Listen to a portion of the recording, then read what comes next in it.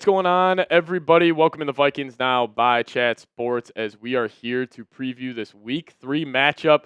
Cincinnati Bengals traveling to U.S. Bank Stadium to take on the Minnesota Vikings, and the Bengals are coming into this game with a 2-0 record, and the Vikings are 1-1. And this game will feature two new quarterbacks for both teams. Jake Browning will be taking on Carson Wentz. What a time to be alive. But some topics we'll be discussing. Obviously, the major injury news around both teams' starting quarterbacks, Joe Burrow, J.J. McCarthy. And we will dive into a deep dive around the Cincinnati Bengals. They got 5 keys to victory and my score prediction at the tail half of today's show. But, biggest news of this Week 3 matchup, Jake Browning versus frickin' Carson Wentz.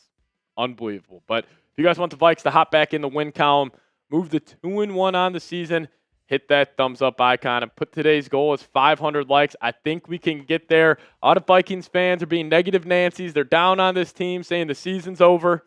Let's just get a win on Sunday, and hopefully we turn the season around. So if you guys want the Vikes to get a win, hit that thumbs up button. All right, so the breaking NFL news that dropped earlier on today, or yesterday when you guys are seeing this video. Bengals quarterback Joe Burrow will need toe surgery that will sideline him a minimum of 3 months. Now, it is turf toe. He's got some torn ligaments in that toe, and it's honestly depressing news, obviously for Bengals fans, but for NFL fans. Like, this is one of the better quarterbacks in the league, top 4 guy, and he just has caught that injury bug, 3 out of the last 5 seasons, and, it's very disappointing that, being an NFL fan, I love watching good quarterback play, that Joe Burrow is going to be out for 3 months, but that means another revenge game could be brewing for this guy. Carson Wentz. Jake Browning. Last week, Jake Browning filled in for Joe Burrow, was 21-32, had 241 yards, 2 touchdowns, did throw 3 interceptions. So he will toss the football your way. And if you guys remember, the Vikings played the Bengals back in 2023. It was one of those Saturday NFL Network games. It was an ugly, ugly game. Ended up going to overtime. And Browning played his tail off. And this is what he said to the camera after beating the Vikings in 2023. Saying, "You should have never effing cut me." And this guy was fired up. Obviously, he was pissed off about it. He had that extra chip on his shoulder. And I'm sure that is still there. So Browning's going to be coming in this game, trying to get his revenge on this Vikings team for a second time. And he'll be filling in for Joe Burrow. But this does not mean this is now just going to be a walk in the park for the Minnesota Vikings, considering all the injuries they have. The Vikings, it's either them or the 49ers in terms of the most beat-up teams in the NFL. I mean, his injury report is lengthy. Christian Darrisaw, TBD if he'll go. Harrison Smith, who knows when he'll be back. You're assuming he'll get Okudah, Andrew Van Ginkel back. Justin Skule probably won't go.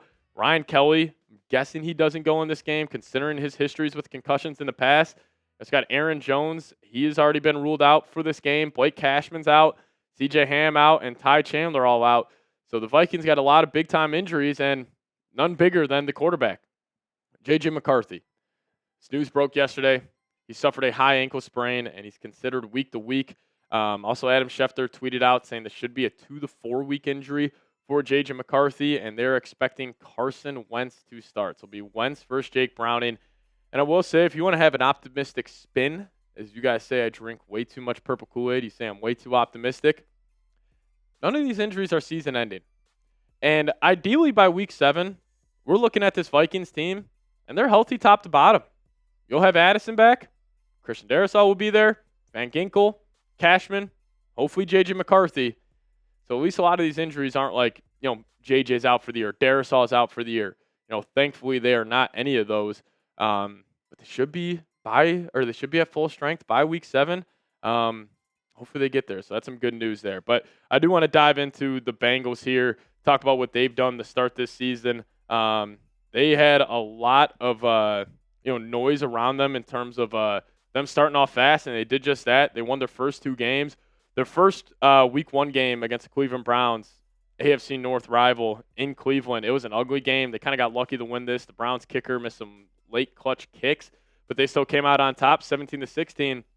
And Jake Browning last week, down 27-24, had a game-winning drive, put the ball in the end zone with about 16 seconds left. So clearly, even though they're without Joe Burrow, they're at least trending in the right direction. But let's dive into some of their NFL ranks here. Yards per game, they're actually 30th right now. Again, small sample size. It's only 2 games, so I don't like to put too much into this. I still think they're very good, offense overall, but at least just a passing offense. Because rushing the ball this year with Chase Brown and that shaky offensive line, they have not been able to do that. 47 rushing yards per game. So the Vikings should be able to sell out, force Jake Brown in to beat you. You got the home crowd. You still got Flores in his scheme. So I can't really see a world where like Jake Browning's coming into this building and lighting them up. And then defensively, the numbers look better. But again, this is also one game against the Cleveland Browns. And this is how they rank. 24th in yards per game, 26th in passing yards, 10th in rushing yards per game, 16th in points, and 29th on third down percentage. So clearly the defense is still very gettable.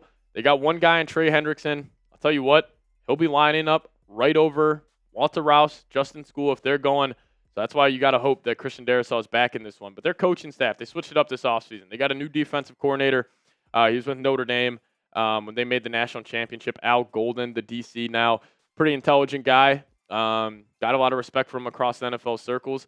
So he is a highly regarded DC. You also got Dan Pitcher as their offensive coordinator, and then Zach Taylor. Is it just a Joe Burrow merchant? Probably, but he's still the head coach, won a lot of big-time games, made a Super Bowl, so at least they have a good coaching staff, at least in my opinion, but we'll see what happens. But I'll dive into my keys to victory here in a second and give you guys my score prediction, but you guys predict the score first. Vikings-Bengals, what do you got? How are you guys feeling about this one? I know it's all doom and gloom in Vikings world right now, and fans are acting like everything just went to hell over the last 48 hours. You guys predict the score for me. Vikings-Bengals, Week 3, U.S. Bank Stadium. Get to the keys to victories here in a second, but before we do so, today's episode is brought to you by PrizePicks. And you and I make decisions every day, but on PrizePicks, being right can get you paid. So don't miss any of the excitement this season on PrizePicks, where it's good to be right. And if you guys download the PrizePicks app, use promo code CLNS, we'll hook you guys up with $50 in lineups after you play your first $5 lineup. And PrizePicks, super simple. All you got to do is pick more or less on 2 to 6 player stat projections. And if you get your picks right, you could cash in. PrizePicks is also the best way to get action on sports in more than 40-plus states, including California, Texas, and Georgia. And PrizePicks puts their users first, so all withdrawals are fast, safe, and secure. They also offer Venmo, Apple Pay, MasterCard, and more for quick and easy deposits into your account this football season. Now, here's an example I used yesterday for the Monday Night Football game. Texans taking on the Buccaneers. You can just pick more or less on rushing yards, passing touchdowns, even punts for the punter. So they got a ton of different options, and make sure you guys get in the app, have some fun, and try to put some cash in your back pocket. So download the app today, plug in promo code CLNS, get $50 in lineups after you play your first $5 lineup. That's code CLNS to get $50 in lineups after you play your first $5 lineup. Shout out to PrizePicks, though, for sponsoring today's edition of Vikings Now. PrizePicks, it's good to be right. All right, so if the Vikings want to beat the Bengals, it's got to start up front, and it's got to start with the defense. Because even though the offense has struggled, I thought the defense has been pretty damn good. You still got an elite front four. Hopefully you got Van Ginkel back. You still will be without Blake Cashman. Maybe you get Harrison Smith back. But the defense needs to dominate. Like the Bengals, if they score 3 touchdowns, you're probably going to lose this game. So you got to hold them under 20. And Flores should be telling KOC, get to 20-plus points, and we should win this game. And number 2, how do you help get there? Jordan Mason. This guy is probably the second best player on offense. Without Christian Darrisaw, TJ Hawkinson's cooked. Still no Jordan Addison. This is your second best weapon. And you haven't been able to run the ball under Kevin O'Connell for the last 3 seasons. We finally have a good running back. There's really no excuse personnel-wise, in my opinion, to not have a good run game.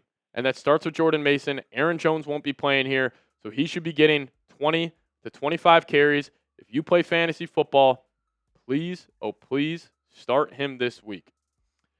But number 3, let Wentz cook. I think. Let Wentz cook. You just let this guy uncork it.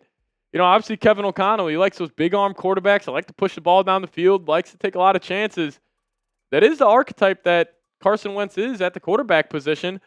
So maybe KOC will kind of hop in his Sam Darnold bag. I don't know if it's just a red hair with Wentz, but maybe you let him cook up a little bit. And listen, would I be shocked if we leave this game and it's like, oh, snap, Carson Wentz had 250 and 3. Kevin O'Connell did it again. No, not. Tough to say that right now, considering how we feel about the head coach and the poor performance. he put out there this past Sunday night. But what if Carson Wentz has a little Sam Darnold, a little Daniel Jones in him? You can just step in for a game or two, give this offense a spark. Hopefully you can go out there and execute. And number 4, you got to get 18 going. You know this game is going to be personal for Justin Jefferson. He's lining up across the field, not exactly, but he's got his best friend, Joe Burrow, and Jamar Chase across the field. Obviously, Burrow not playing, but he's going to want to try to, outplay Chase. He's going to want to get it done. So you're going to have to get him going. And if they're doubling and triple teaming him, okay, then you got to let the other guys get going as well. Hawk's going to have a bounce back game. Thielen's going to have to do something. Maybe they get Jalen Naylor going. But you have to get number 18 going first. Get the quick passing game going. Not everything has to be 20 yards down the field. You can have him run 5-yard out, 5-yard ins, just some way to manufacture some offense his direction. And lastly, win the turnover battle. Kevin O'Connell's got the highest winning percentage in NFL history when his team wins the turnover battle. That's a great stat for a head coach. And especially when you have a backup quarterback in there now with Carson Wentz, that's even more important. So this game for the Vikings, it's going to have to be a little ball control. It's going to have to be leaning into the run. I feel like this is going to be a very vanilla game plan for the Vikings, but that might be the best way to find success. Got to win the turnover battle. Defense has to dominate. You got to run the football. If you do those 3 things, then these 2 other things can get going. Then you can let Wentz cook. You can get Justin Jefferson going. But then my score prediction, I got the Vikings winning this one. I got them bouncing back. I'm going to go Vikings 24, Bengals 20. Am I feeling great about this? Absolutely not. But you're at home. You're playing a Bengals team that's really not that good with a backup quarterback. They lost their best player. You still should win this football game. J.J. McCarthy or not, injuries or not. You got to protect the bank. Go get a win. Move to 2-1. Then we'll go across the pond and handle business against Aaron Rodgers and the Cleveland Browns. But let me ask you guys this. What is your confidence level in the Vikings beating the Bengals? How are you feeling? Scale it for me 1 to 10 down below in the comment section. You guys let me know your thoughts. And we'll get on out of here. Appreciate everybody for watching. As always, Skule Vikes.